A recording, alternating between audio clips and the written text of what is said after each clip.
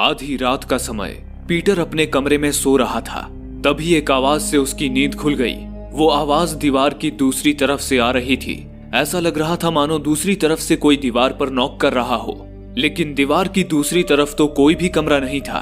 Peter बुरी तरह डर गया और उसी वक्त अपने पेरेंट्स के कमरे की तरफ भागा। उसने अपने मम्मी पापा को इस बारे में बताया। पीटर की माँ कैरल उसे लेकर वापस उसके कमरे में आ गई। उसने दीवारों से कान लगाकर उन आवाजों को सुनने की कोशिश की, लेकिन उसे कुछ भी सुनाई नहीं दिया। कैरल ने पीटर को प्यार से समझाया, बेटा ये घर काफी पुराना है, इसलिए ऐसी आवाजें आ रही होंगी। ये बस तुम्हारा वहम है कि वहाँ पर कोई है।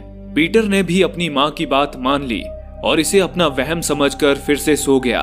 अगली सुबह पीटर स्कूल जाने के लिए बस में चढ़ा। तभी ब्रायन नाम की एक बदमाश लड़के ने उसके पैर में अपना पैर अड़ाकर उसे गिरा दिया। ब्रायन स्कूल में पीटर को बुली किया करता था, इसलिए पीटर स्कूल में भी डरा डरा सा रहता था। आज भी क्लास में सभी बच्चे मस्ती कर रहे थे, पर सिर्फ पीटर को छोड़कर। तभी स्कूल प्रिंसिपल क्लासरूम में आए और सभी बच्चों का इंट्रोडक्शन उन्होंने नई टीचर से कराया, जिनका नाम मिस डिवाइन था। डिवाइन पढ़ाने के दौरान सभी बच्चों से दोस्ती करने की कोशिश कर रही थी। इधर पीटर ब्रायन की वजह से परेशान था। ब्रायन ने उसे रिसेस के दौरान करने की धमकी दी थी। थोड़ी देर बाद रिसेस की घंटी बजी। सभी बच्चे बाहर खेलने चले गए, लेकिन ब्रायन के डर से पीटर क्लासरूम में ही बैठा रहा। पीटर को इस तरह क्लास में बैठा देखकर डिवाइन ने उससे इसकी वजह पूछी, लेकिन पीटर ने बस इतना कहा कि उसे रिसेस पसंद नहीं है और फिर से मुंह लटकाकर बैठ गया। पीटर का मूड ठीक करने के लिए डिवाइन उससे एक हफ्ते बाद आने वाले हैलोवीन फेस्टिवल के बारे में गपशप करने लगी, जिससे पीटर थोड़ा बेहतर महसूस करने लगा। घर पर डिनर के दौरान पीटर ने कैरल और मार्क से कहा कि वो भी हैलोवीन में बाकी बच्चों की तरह घर घर जाकर कैंडीज जमा करेगा, लेकिन कैरल और मार्क ने उसे साफ मना कर दिया। मार्क ने उसे बताया, बेटा कुछ सालों पहले हैलोवीन के ही दिन एक लड़की हैलोवीन सेलिब्रेट करने घर से बाहर निकली थी। वो लड़की कहीं गायब हो गई और आज तक उसका कुछ भी पता नहीं चला। वो लड़की इसी इलाके से गायब हुई थी और हम नहीं चाहते कि तुम्हारे साथ भी कुछ ऐसा हो। ये सुन पीटर ने भी अच्छे बच्चे की तरह चुपचाप उनकी बातें मान ली और हैलोवीन का ख्याल अपने दिमाग से निकाल दिया। उसी रात जब पीटर सो रहा था, तब आधी रात को दीवारों से वही दीवार नॉक करने की आवाजें सुनाई देने लगी। पर इस दफा आवाज सिर्फ नॉक करने की ही नहीं आई। दीवार के उस पार से किसी लड़की की आवाज आई जो पीटर का नाम पुकार रही थी। इस अनजानी आवाज को सुनकर पीटर पूरी तरह घबरा गया और चिल्लाने लगा। उस लड़की की आवाज उसे ऐसा करने से मना करने लगी, लेकिन पीटर की चीख सुनकर उसका पिता मार्क कमरे में आ गया। पीटर के कहने पर मार्क ने दीवारें फिर से चेक की, लेकिन उसे कोई आवाज सुनाई नहीं दी। उसे लगा कि ये सब चूहों का किया धरा है। अगली सुबह मार्क और पीटर गैराज से चूहे मारने की दवाई लेकर आए। पीटर ने मार्क से कहा कि चूहे मारने वाली दवा दालचीनी की तरह महक रही है। इस पर मार्क ने उसे समझाया, हर चीज जैसी दिखती है जरूरी नहीं कि वो वैसी ही हो। उसी दिन स्कूल में सभी बच्चों को डरावनी पेंटिंग बनाने का टास्क मिला था। सभी बच्चे चुड़ैल या शैतान बना रहे थे, लेकिन पीटर ने अपना कमरा ड्रॉ किया था। इसमें उसने अपनी ही तस्वीर बनाई थी, जिसमें वो अंधेरे कमरे में सो रहा था। उसने तस्वीर के ऊपर हेल्प मी भी लिखा था। उस पेंटिंग को देखकर डिवाइन को शक हुआ कि कुछ तो गड़बड़ है। वो पीटर के घर गई और उसने पीटर की माँ कैरल को वो पेंटिंग दिखाकर पूछा, पीटर ठीक तो है? उसने बड़ी ही अजीब सी पेंटिंग बनाई है। वो पेंटिंग देखकर कैरल के चेहरे का रंग उड़ गया, लेकिन फिर उसने खुद को संभालते हुए डिवाइन से कहा, पीटर की इमेजिनेशन बहुत स्ट्रांग है। वो बहुत ज्यादा कल्पनाएं करता है, इसलिए वो ऐसी तस्वीरें बनाता रहता है। आपको चिंता करने की जरूरत नहीं है। इतना कहकर कैरल ने डिवाइन के मुंह पर ही दरवाजा बंद कर दिया और पीटर के कमरे की तरफ जाने लगी। हमेशा शांत दिखने वाली कैरल का चेहरा अब गुस्से से लाल हो चुका था। वो पेंटिंग लेकर पीटर के कमरे में गई और उससे पूछा, पीटर तुमने ऐसी तस्वीर क्यों बनाई? तुम इस तस्वीर में मदद क्यों मांग रहे हो? पीटर ने जवाब दिया, मदद मैं नहीं मांग रहा हूँ, मदद वो लड़की मांग रही है। ये सुनकर कैरल के चेहरे पर खौफ साफ झलकने लगा। बात बिगड़ती देखकर पीटर ने झूठ बोल दिया, अरे ये तो बस एक ड्राइंग है जिसे मैंने अपनी इमेजिनेशन से बनाया है। ये सुन कैरल के चेहरे से चिंता की लकीरें थोड़ी कम हुई। उसने पीटर से कहा, तुम अपनी इसी घटिया इमेजिनेशन की वजह से किसी दिन बड़ी मुसीबत में पड़ जाओगे पीटर। उसी रात को जब पीटर सो रहा था, तभी फिर से वही नॉक करने की आवाज आई। इस बार उस लड़की की आवाज साफ साफ आई, पीटर उठ जाओ, तुम डरो मत, मुझे तुमसे बात करनी है। ये सुनकर पीटर हड़बड़ाकर उठ बैठा। पीटर उससे बोलने लगा, तुम बस मेरा वहम हो, मेरी इमेजिनेशन, तुम हकीकत नहीं हो। ये सुनकर उस आवाज ने फिर से कहा, मैं हूं भी और नहीं भी, लेकिन मैं तुम्हें अपना दोस्त बनाना चाहती हूँ। अगर तुम नहीं चाहते तो मैं यहाँ से चली जाऊंगी। ये बात सुनकर पीटर एक पल के लिए सोच में पड़ गया। पीटर का कोई दोस्त नहीं था, इसलिए पीटर ने उसे रुकने के लिए कहा और बातें करने लगा। अगले दिन स्कूल में बच्चों को गोल कद्दू मिला, जिसे बच्चों को हैलोवीन के लिए सजाना था। पीटर ने कद्दू पर बहुत अच्छा चेहरा बनाया था, जिसे देखकर डिवाइन ने उसकी काफी तारीफ की। वहीं बैठे ब्रायन को ये बात हजम नहीं हो पाई, वो अंदर से जल भुन गया था। जब पीटर अपने कद्दू को लेकर बाहर आया तो जलन और गुस्से के मारे ब्रायन ने पीटर को धक्का दे दिया और उसके कद्दू के टुकड़े टुकड़े कर दिए। पीटर इस बार भी बेबस था, वो कुछ भी नहीं कर सका। अंदर से दुखी और घुटा हुआ पीटर घर आकर अपने कमरे में अकेले रोने लगा। तभी एक बार फिर दीवार से उसी लड़की ने पीटर को पुकारा और उससे उसके रोने की वजह पूछी। पीटर ने उस लड़की को सब कुछ बताया। सारी बातें सुनकर उस लड़की ने पीटर से कहा, तुम्हें किसी से भी डरना नहीं चाहिए पीटर। जब तक तुम डरते रहोगे ब्रायन तुम्हें परेशान करता रहेगा। तुम कमजोर नहीं हो, तुम्हें अब उस ब्रायन को सबक सिखाना होगा। ब्रायन को अब तुमसे डर लगना चाहिए। उस लड़की की बातों ने पीटर के दिमाग पर बहुत बड़ा असर डाला। अगली सुबह स्कूल आते ही उसने डिवाइन से ब्रायन की कंप्लेंट की, जिसके बाद डिवाइन ने ब्रायन की अच्छे से खबर ली। उन्होंने सबके सामने ब्रायन से पीटर को सॉरी बुलवाया और ब्रायन के हाथों से एक नया कद्दू भी पीटर को दिलवाया। लेकिन पीटर के कानों में उस लड़की के शब्द गूंज रहे थे, ब्रायन को अब तुमसे डर लगना चाहिए पीटर। रिसेस होते ही पीटर ब्रायन का पीछा करने लगा और मौका मिलते ही उसने ब्रायन को सीढ़ियों से धक्का दे दिया, जिससे उसके पैर की हड्डी टूट गई। ब्रायन को दर्द से रोते हुए देख पीटर भी सदमे में आ गया। उस नासमझ ने बिल्कुल नहीं सोचा था कि उसकी इस हरकत का नतीजा इतना दर्दनाक होगा। पीटर की ऐसी हरकत की वजह से उसे स्कूल से निकाल दिया गया। घर आने के बाद पीटर को बहुत डांट पड़ी। मार्क और कैरल को विश्वास ही नहीं हो रहा था कि पीटर ऐसा भी कुछ कर सकता था। मार्क ने पीटर को समझाया, पीटर वायलेंस किसी भी समस्या का हल नहीं होता, हमें शांति से ही समस्या को सुलझाना चाहिए। तुम तो काफी शांत लड़के थे, फिर अचानक ही तुम में ये बदलाव कैसे आ गया? अब तक शांत खड़ी कैरल ने डरते हुए मार्क से कहा, मैंने आपको एक बात नहीं बताई। कुछ दिनों पहले पीटर की टीचर घर आई थी। पीटर ने स्कूल में एक अजीब सी ड्राइंग बनाई थी, उसके बारे में बात करने। कैसी ड्राइंग? मार्क ने पूछा। जवाब में कैरल ने बताया, उस ड्राइंग में पीटर ने खुद का कमरा ड्रॉ किया था और उस कमरे में कोई लड़की उसे मदद के लिए पुकार रही थी। ये सुनते ही मार्क के चेहरे का भी रंग उड़ गया। अब तक शांति का संदेश दे रहे मार्क के चेहरे से शांति गायब हो चुकी थी और उसकी जगह डर और गुस्से ने ले ली थी। उसने गुस्से में पीटर से पूछा, पीटर तुमने वो ड्राइंग क्यों बनाई? जवाब में पीटर ने कहा, क्योंकि मुझे उस लड़की की आवाज सुनाई देती है। मार्क ने झल्लाते हुए कहा, नहीं, ये बस तुम्हारा वहम है, घर में कोई लड़की नहीं है।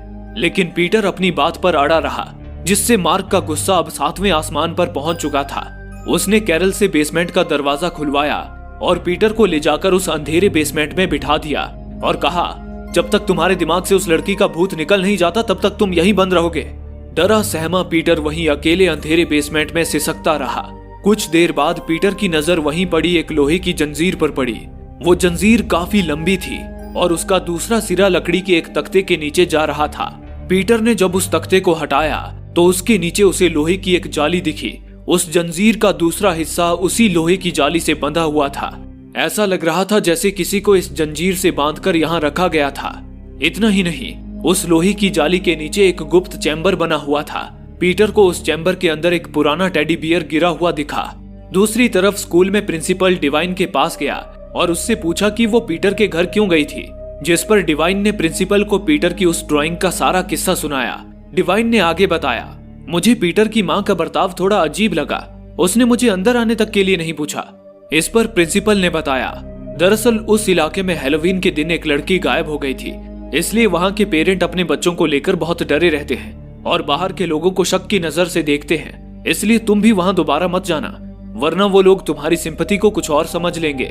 डिवाइन ने प्रिंसिपल की हाँ में हाँ मिलाया, लेकिन फिर भी उसके दिमाग से पीटर का ख्याल नहीं जा रहा था। उसे लग रहा था कि पीटर जरूर किसी मुसीबत में है। इसी दौरान स्कूल में बच्चों की रिपोर्ट कार्ड चेक करते वक्त डिवाइन को पीटर की रिपोर्ट कार्ड दिख गई। डिवाइन को एक आइडिया आया। उसने उस रिपोर्ट कार्ड पर अपना फोन नंबर लिख दिया और फिर रिपोर्ट कार्ड के बहाने पीटर से मिलने उसके घर पहुंच गई। इस बार भी कैरल ने डिवाइन को गेट के बाहर ही रखकर बात की। डिवाइन ने रिपोर्ट कार्ड कैरल को दिखाया और बताया कि उसने मैथ क्विज में अच्छा किया है। इसी दौरान मार्क भी बाहर आ गया और डिवाइन को अंदर कॉफी पीने के लिए बुलाया, लेकिन कैरल इससे थोड़ी डर गई क्योंकि अगर डिवाइन को पता चल जाता कि उन्होंने पीटर को बेसमेंट में बंद कर रखा है तो ये उनके लिए अच्छा नहीं था। वहीं डिवाइन को मार्क का बर्ताव थोड़ा अजीब लग रहा था। डिवाइन ने देखा कि मार्क हथौड़ी लिए घूम रहा था और उसके हाथों से खून बह रहा था। पूछने पर उसने बताया कि वो थोड़ा घर का काम कर रहा था, इसी वजह से उसे चोट लग गई। डिवाइन को उसके बर्ताव से थोड़ा डर भी लग रहा था, पर फिर भी उसने अपनी बात जारी रखी।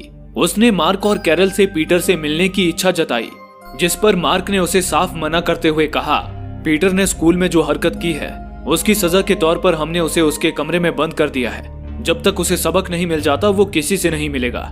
ये सुन डिवाइन ने कहा, स्कूल में जो कुछ भी हुआ उसके लिए मुझे भी अफसोस है। वैसे आप पीटर को किस स्कूल में डालने वाले हैं? इस पर मार्क ने कहा कि वो उसे घर पर ही पढ़ाएंगे और कैरल से अच्छा टीचर उसके लिए कोई नहीं हो सकता। जिस पर डिवाइन उन्हें समझाने की कोशिश करने लगी कि पीटर को स्कूल भेजना जरूरी है जिससे कि उसका अच्छे से विकास हो सके। लेकिन इस पर कैरल को गुस्सा आ गया। उसने डिवाइन से कहा, तुम्हें मेरे बेटे में इतनी दिलचस्पी क्यों है? तुम तो अब उसकी टीचर भी नहीं रही। तुम बेवजह मुंह उठाकर हमारे घर चली आती हो और हमारे निजी मामलों में दखल देती हो। हालात बिगड़ते देखकर मार्क कैरल को संभालने लगा और डिवाइन को बाहर जाने के लिए कहा। शोर सुनकर पीटर भी बेसमेंट की सीढ़ियों से ऊपर आ गया और उसने डिवाइन की आवाज सुन ली। वो डिवाइन का नाम पुकारते हुए दरवाजा जोरों से खटखटाने लगा, लेकिन वॉशिंग मशीन की आवाज की वजह से डिवाइन तक उसकी आवाज पहुंच नहीं पाई। फिर उसी रात कैरल पीटर के लिए मफिन बनाकर बेसमेंट में ले गई और उसे बताया कि उसकी सजा अब खत्म हो गई है, अब उसे यहाँ रहने की जरूरत नहीं है। कैरल उसे बाथरूम में जाकर नहला रही थी, तभी मार्क ने आकर उससे कहा, उम्मीद करता हूँ कि अब तुम्हें उस लड़की की आवाज सुनाई नहीं देगी। इसके बाद वे फिर से उससे प्यार से बर्ताव करने लगे। उस रात पीटर ने फिर उस लड़की से बात करने की कोशिश की। उसने उस लड़की को बताया कि मम्मी पापा ने उसे बेसमेंट में कैद कर दिया था। उस लड़की ने पीटर से कहा, तुम्हें संभल कर रहना होगा पीटर, तुम्हारे पेरेंट्स जैसे दिखते हैं वैसे है नहीं। थोड़ी देर बातें करने के बाद पीटर ने उस लड़की को देखने की इच्छा जताई, लेकिन उस लड़की ने कहा, इतने सालों से कैद रहने की वजह से मेरा हुलिया बेतरतीब हो चुका है। अगर तुमने मुझे इस हाल में देखा तो तुम डर जाओगे और हो सकता है कि तुम्हारे चिल्लाने की वजह से तुम्हारे मम्मी पापा को पता चल जाए कि मैं तुमसे बात कर रही हूँ। लेकिन पीटर ने उससे वादा किया कि ऐसा कुछ नहीं होगा, जिस पर वो लड़की मान गई और उसने पीटर को बताया कि वॉलपेपर के पीछे एक होल है, उसके सहारे वो उसे देख सकता है। पीटर ने जब उस होल से देखा तो उसे बस उस लड़की की एक आंख ही दिखाई दी, जो अंधेरे में काफी भयानक लग रही थी, जिसे देख वो डर से पीछे हट गया। उसने लड़की से पूछा, आखिर तुम हो कौन? जवाब में उस लड़की ने जो बताया उसे सुन पीटर के पैरों तले जमीन ही खिसक गई। उस लड़की ने बताया, मैं तुम्हारी बहन हूँ पीटर। मम्मी पापा ने मुझे सालों से इस घर में कैद कर रखा है। मैं अब तक तुम्हारे बड़े होने का इंतजार कर रही थी ताकि तुम मुझे यहाँ से छुड़ा सको। मम्मी पापा बहुत बुरे लोग हैं पीटर, वो तुम्हें भी नहीं छोड़ेंगे।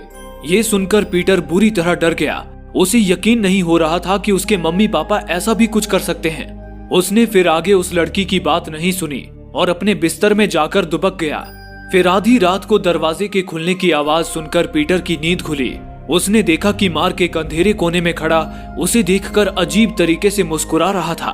तभी उसकी नजर सामने दरवाजे पे खड़ी कैरल की तरफ गई। कैरल की आंखें किसी शैतान की तरह चमक रही थी। अचानक ही कैरल ने पीटर पर हमला कर दिया। पीटर डर से चीख उठा, लेकिन अगले ही पल उसकी आंखें कैरल की बाहों में खुली। खुशकिस्मती से वो बस एक भयानक सपना था और पीटर को नींद में चीखते देख कैरल ने उसे नींद से जगा दिया था, लेकिन उस सपने ने पीटर को अंदर तक हिला दिया था। अगली रात फिर से पीटर उस लड़की से बातें कर रहा था। उस लड़की ने बताया, मम्मी पापा ने मुझे यहाँ दीवारों के बीच बनी जगह में कैद कर रखा है। मैं किसी तरह इन दीवारों के बीच से रेंगते हुए तुम्हारे कमरे तक आ पहुंची हूँ तुमसे मदद मांगने। इस जगह से निकलने का दरवाजा मम्मी पापा के कमरे में है, जिसे वे लोग एक भारी भरकम घड़ी से ढक कर रखते हैं। इसलिए मैं तुम्हारे बड़े होने का इंतजार करती रही कि तुम उस घड़ी को दरवाजे से हटाकर मुझे आजाद कर सको, लेकिन हमें यह काम चुपचाप करना होगा। अगर उन्हें पता चला कि मैं यहाँ आकर तुमसे मदद मांगती हूँ तो सब खत्म हो जाएगा। वो मुझे मार देंगे और तुम्हें कैद कर देंगे। इस पर पीटर ने कहा, मुझे यकीन नहीं हो रहा है कि मम्मी पापा किसी का कत्ल कर सकते हैं। ये सुनकर उस लड़की ने कहा, वो ऐसा कर चुके हैं पीटर। तुम्हें देखना चाहिए कि गार्डन में क्या दफन है। मैं तुम्हें वो जगह बताऊंगी जहाँ तुम्हें खुदाई करनी है। उसकी बातें सुनकर पीटर कांप गया। अगली सुबह पीटर उसी जगह पर खुदाई करने लगा जो उस लड़की ने बताई थी। थोड़ी देर खुदाई करने के बाद शवल किसी चीज से टकराई। पीटर ने जब उस जगह से मिट्टी हटाकर देखा तो जमीन में एक कंकाल गड़ा हुआ था। पीटर को अब उस लड़की की बातों पर यकीन होने लगा था। कमरे में लौटकर पीटर ने उस लड़की से उस कंकाल के बारे में पूछा, जिस पर वो लड़की पीटर को शुरू से कहानी बताने लगी। उसने बताया, पापा पहले मुझे भी बात बात पर तुम्हारी ही तरह कमरे में बंद करके रखते थे। कुछ साल पहले हैलोवीन की रात ट्रिक एंड ट्रीट मांगती हुई एक लड़की दरवाजे पे आ खड़ी हुई। मैंने उस लड़की से मदद मांगी, लेकिन इससे पहले वो लड़की कुछ कर पाती, पापा ने उस लड़की को मार दिया। उसके बाद उन्होंने मुझे बेसमेंट में कैद कर दिया और तुम्हारे पैदा होने के बाद उन्होंने मुझे दीवार के बीच बनी इस जगह पे कैद कर दिया। पीटर ये सुनकर बहुत भावुक हो गया। उसने वादा किया कि वो उसे वहां से निकाल लेगा। वो दोनों फिर यहाँ से भाग जाएंगे और साथ में रहेंगे। उस लड़की ने उससे पूछा कि वो ये सब कैसे करेगा। इस पर पीटर को रिपोर्ट कार्ड की याद आई। उस पर डिवाइन ने अपना नंबर लिख रखा था। पीटर चोरी छुपे अपने पेरेंट्स के कमरे में गया, जहां फोन रखा हुआ था। उसने डिवाइन को कॉल लगाया और उनसे कहा, मिस डिवाइन, मुझे आपकी मदद की जरूरत है। लेकिन वो आगे कुछ कह पाता। उसने देखा कि कैरल ठीक उसके पीछे खड़ी है। ये देख उसने फोन रख दिया। पीटर की इस हरकत ने कैरल को गुस्से से पागल कर दिया। वो पीटर को घसीटते हुए उसके कमरे में ले गई। वो उस पर चिल्ला ही रही थी कि तभी उसकी नजर दीवार में बने होल पर चली गई। ये देखकर कैरल बुरी तरह डर गई। ऐसा लग रहा था जैसे उसने अपना दिमागी संतुलन खो दिया हो। उसने पीटर से कांपते हुए कहा, उसने क्या कहा तुमसे? अब आगे जो होगा उसके जिम्मेदार तुम खुद होगे। अभी बस तुम्हारे पापा को घर आने दो। कैरल ये धमकी देने के बाद वहां से लड़खड़ाती हुई चली गई। रात के वक्त उस लड़की ने पीटर को बताया, उन्हें सब पता चल गया है पीटर, अब वो हम दोनों को मार देंगे। मैंने उन्हें इस बारे में बातें करते सुना है। तुम्हें कुछ करना होगा पीटर। पीटर उठकर नीचे गया, जहां मार्क और कैरल आपस में बातें कर रहे थे।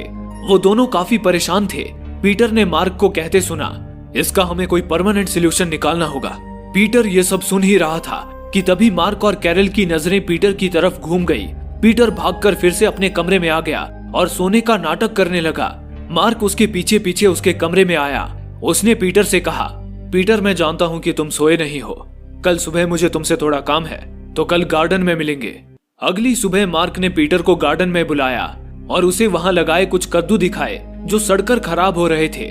मार्क ने पीटर से कहा, इन पंपकिन्स पर ब्लैक रॉट लग गया है, जिस वजह से ये पंपकिन्स सड़ गए हैं। अगर जल्दी ही इन सड़े हुए पंपकिन्स को ठिकाने नहीं लगाया तो ये बाकी अच्छे पंपकिन्स को भी खराब कर देंगे। तुम ये शवल लो और एक गहरा गड्ढा खोदना शुरू कर दो, फिर हम इन खराब पंपकिन्स को उसमें गाड़ देंगे। पीटर समझ गया कि मार्क का इशारा उसके और उसकी बहन की तरफ है। वो दोनों मार्क और कैरल के लिए सड़े हुए पंपकिन बन चुके हैं और मार्क आज हैलोवीन की रात इसी गड्ढे में उसे और उसकी बहन को गाड़ने वाले हैं। जहां घर के अंदर पीटर को मौत के बादल मंडराते हुए दिख रहे थे, वहीं घर के बाहर एक अलग ही घटनाक्रम चल रहा था। घर के बाहर ब्रायन अपने 3 कजन भाइयों के साथ आ धमका था। वो चारों आज रात पीटर से ब्रायन के टूटे पैर का बदला लेने का प्लान बना चुके थे। रात होने पर डिनर के वक्त पीटर, कैरल और मार्क एक साथ बैठकर खाना खा रहे थे। पीटर को जैसे खाने का मन ही नहीं था, वो बस अपने सूप से खेले जा रहा था। मार्क ने उसे सूप से खेलना बंद कर खाना खाने के लिए कहा, लेकिन पीटर का दिमाग तो कहीं और ही था। तभी मार्क ने महसूस किया कि आज सूप का स्वाद थोड़ा अलग है।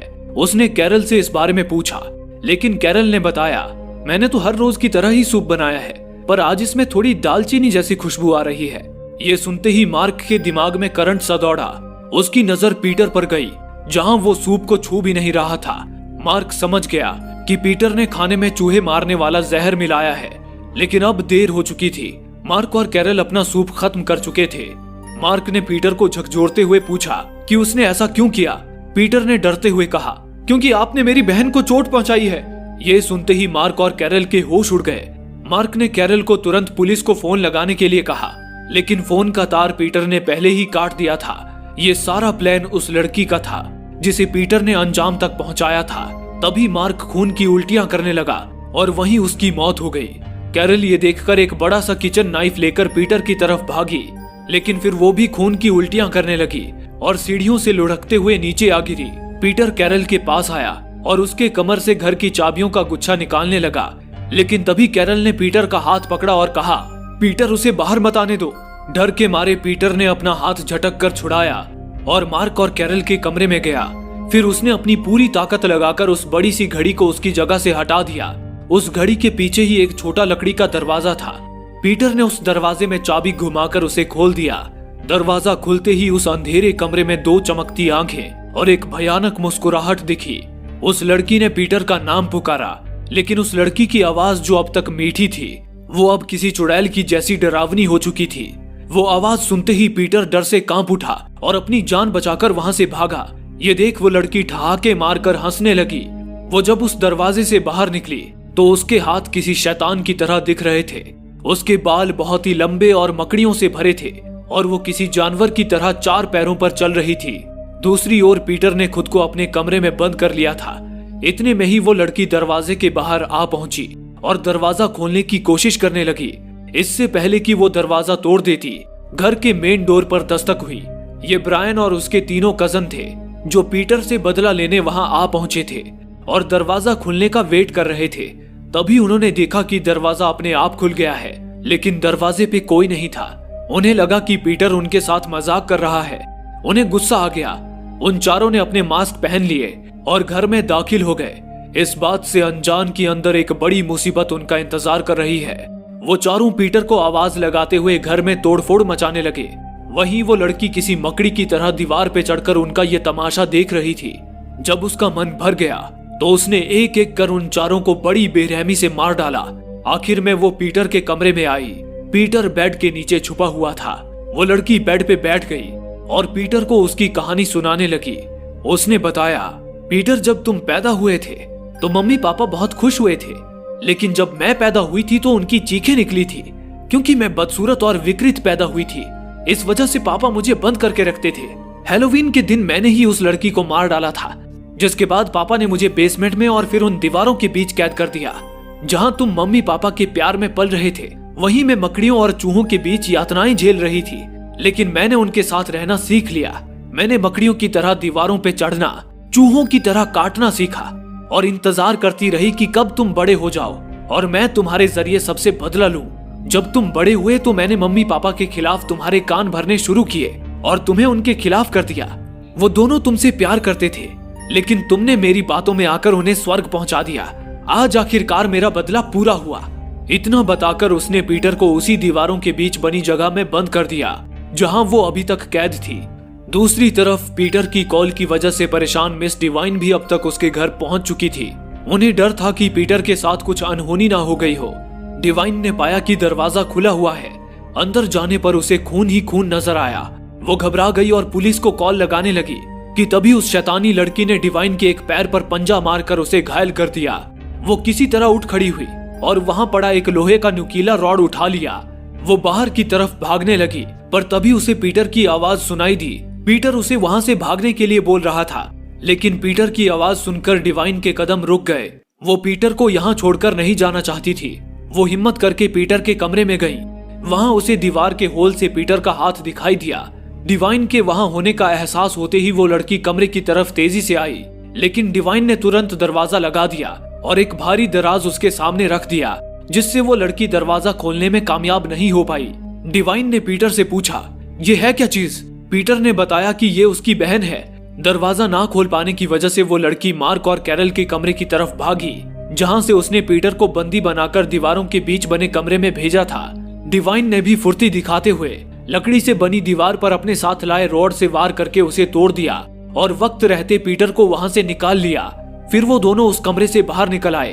वो दोनों घर से बाहर निकले ही थे कि तभी उस लड़की ने पीटर को पकड़ लिया और उसे फिर अंदर ले गई। इस बार उस लड़की ने पीटर को पकड़कर बेसमेंट में बने उस चैम्बर में बंद कर दिया, जहां कभी उसे भी बंद किया गया था। वो चैम्बर लगभग 10 फीट गहरा था। वहीं पीटर को अंदर गिरा हुआ वो पुराना टेडी बियर मिला। उस पर सारा लिखा हुआ था, यानी कि उसके बहन का नाम सारा था। पीटर उस टेडी बियर को थामे अपनी बेवकूफियों पर पछताने लगा, लेकिन अब बहुत देर हो चुकी थी। उसी वक्त वो लड़की यानी सारा भी नीचे चैम्बर में उतर आई। वो उसके काफी करीब आ गई और पीटर ने पहली बार उसका चेहरा देखा। वो चेहरा किसी भी इंसान की रूह कंपा सकता था। पीटर ने डरते हुए पूछा, तुम ऐसी क्यों हो? इस पर सारा ने हंसते हुए कहा, हर कोई तुम्हारे जैसा नॉर्मल पैदा नहीं होता पीटर। मैं ऐसे ही पैदा हुई और ऐसे बच्चे से कोई प्यार नहीं करता। सारा पीटर को कोई नुकसान पहुंचाती, तभी डिवाइन के पुकारने की आवाज आई। डिवाइन तहखाने में आ चुकी थी। उसकी आवाज सुनते ही सारा चैम्बर से बाहर निकल आई और डिवाइन पर फिर से हमला कर दिया। सारा डिवाइन को मारने के लिए उनके करीब जाने लगी, लेकिन इस दौरान सारा के लंबे बाल चैम्बर के अंदर लटक गए मौका मिलते ही पीटर ने सारा के बाल पकड़ लिए और उसके सहारे वो कमरे की दीवारों पर चढ़कर बाहर आने लगा। बाल खींचने से सारा थोड़ी देर के लिए चौंक गई और वो खुद को संभालने लगी। पीटर कुछ ही सेकंड में बाहर आ चुका था और सारा के बाल उसने अब भी मजबूती से खींचकर पकड़ रखे थे। इसका फायदा उठाकर डिवाइन ने एक के बाद एक लोहे की रॉड से सारा पर वार करने शुरू कर दिए। इस वजह से सारा ने अपना बैलेंस खो दिया और चैम्बर में गिर पड़ी। पीटर ने तुरंत चैम्बर का दरवाजा बंद कर दिया। बाजी अपने हाथ से निकलते देख सारा ने तुरंत अपनी आवाज को मीठा बनाकर पीटर को बहलाने की कोशिश की, लेकिन इस बार पीटर उसकी बातों में नहीं आया और उसे वहीं उस चैम्बर में हमेशा के लिए सड़ता छोड़ डिवाइन के साथ बाहर निकल आया।